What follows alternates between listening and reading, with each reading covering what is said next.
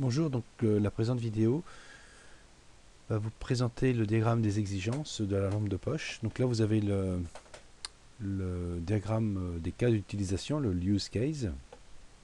Voilà, donc c'est une lampe de poche qu'on peut allumer avec un interrupteur, sélectionner par bouton poussoir si la lumière est clignotante, si la lumière fixe, grader la luminosité. Il y a une photorésistance, c'est-à-dire que la lampe peut s'éteindre automatiquement.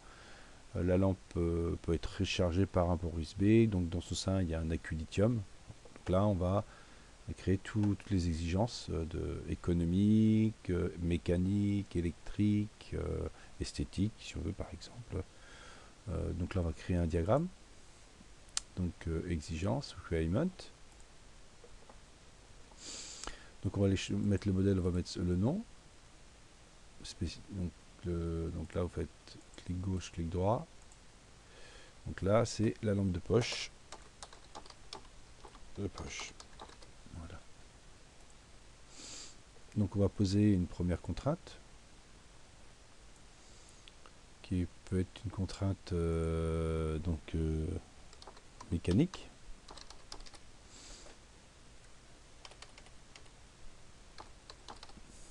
Voilà. Donc au niveau mécanique, par exemple,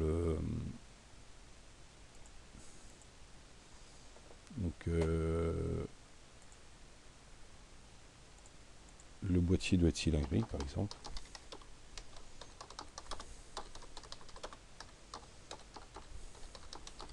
Voilà, par exemple, hein, c'est une contrainte. Voilà. Chape. Alors si on va rajouter une contrainte, on clique ici. Ça va être cylindrique, 100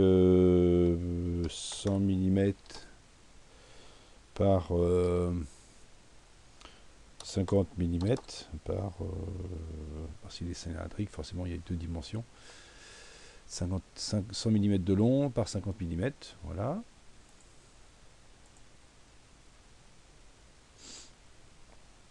Voilà l'aspect mécanique. On peut au niveau mécanique intégrer par exemple l'aspect normatif. Donc on peut rajouter au niveau mécanique.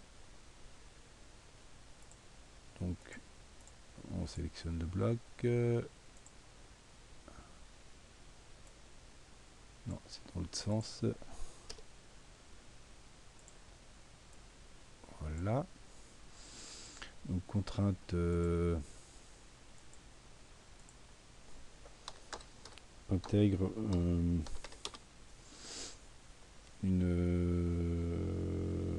par exemple au niveau de la zone d'éclairage, on va intégrer donc une lentille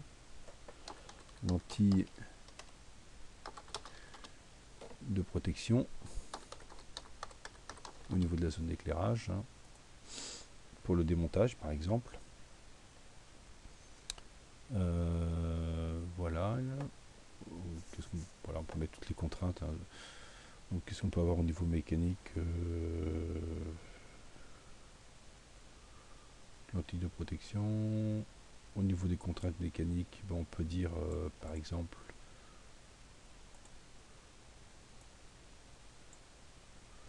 que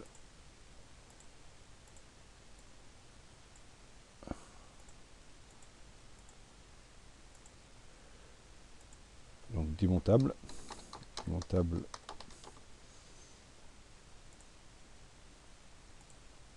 et au niveau des contraintes, donc sans vis.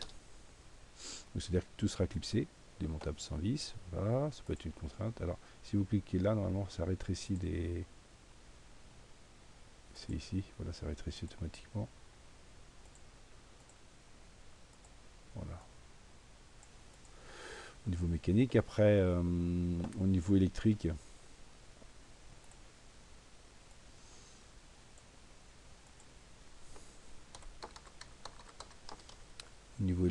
on peut mettre des contraintes. Donc, au niveau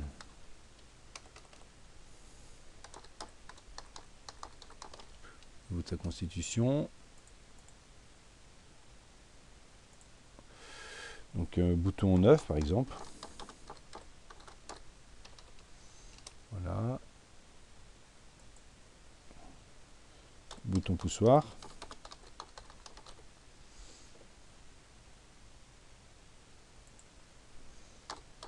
Photo résistance.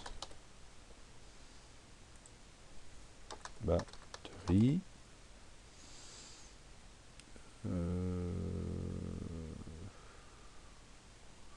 Voilà, on a une batterie, bouton poussoir, photorésistance, voilà, voilà, par exemple. On va s'occuper de la batterie maintenant.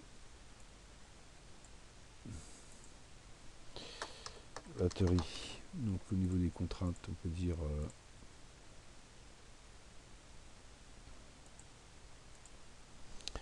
constitution.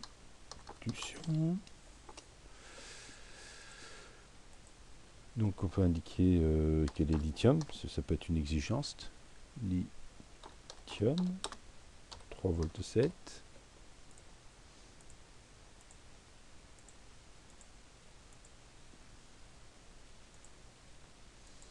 On peut marquer une autonomie, par exemple, autonomie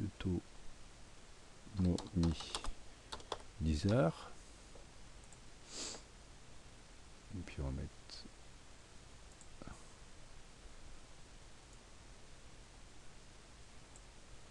pas de chance, c'est pas dans le bon sens. Voilà. Puis on a la batterie, on va détailler par exemple cette batterie, comment elle est rechargée, donc on va le détailler.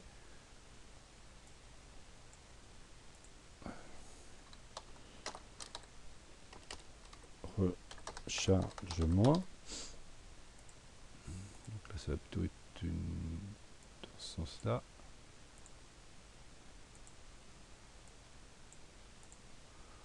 Alors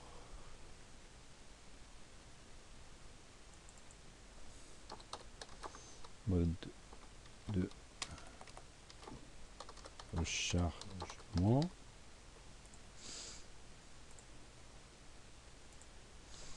Donc par exemple port mini USB, donc on peut recharger l'accu par un port mini USB. Voilà, après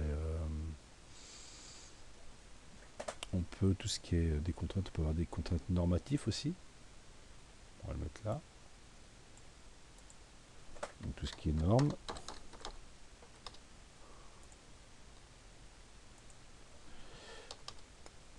Respect des normes. Donc classe IP, les classes IP.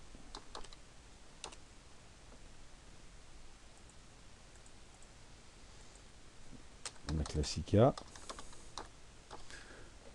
Donc l'IP c'est des indices de protection par rapport à l'eau et aux poussières. L'IK c'est l'aspect mécanique, c'est-à-dire les chocs. On peut avoir les normes ROHS, c'est les normes, tout ce qui est les substances interdites comme le plomb, le mercure. Restriction of hazardous substances. On peut avoir des normes sur la, regardez, NFC 1500, tout ce qui est normes électriques. Voilà, on est en basse tension, donc voilà les normes. On peut avoir un côté économique.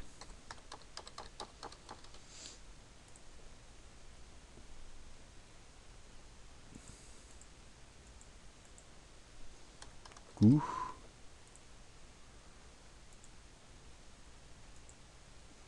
Donc, moins de 20 €. On peut avoir des aspects sociaux.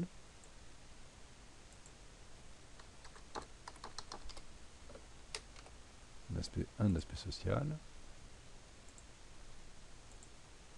Donc sur l'utilisation.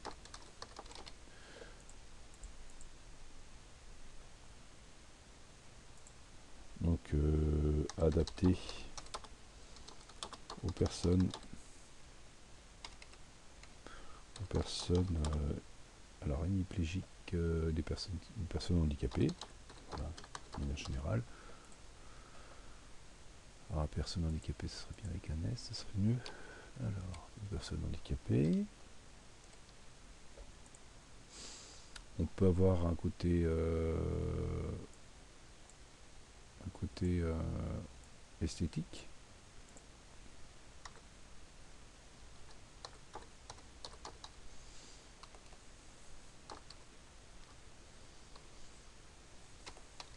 Voilà, esthétique. On peut mettre les contraintes, hein, si vous voulez qu'il soit rose, violet, etc. Donc qu'est-ce qu'on peut... Rechargement, les normes. Donc là on peut rajouter plusieurs blocs, hein, le bloc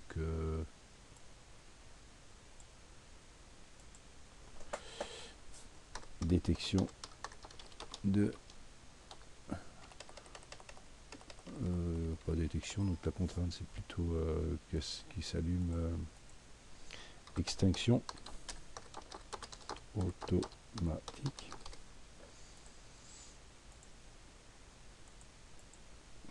Donc là on a la photo distance.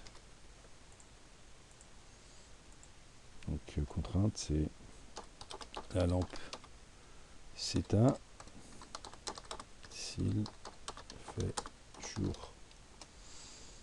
Voilà. Donc il y a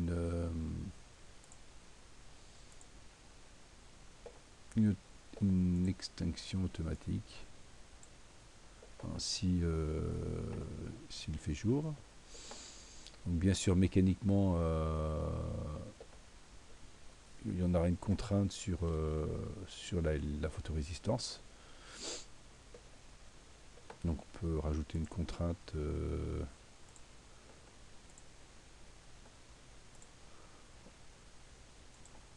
entre là,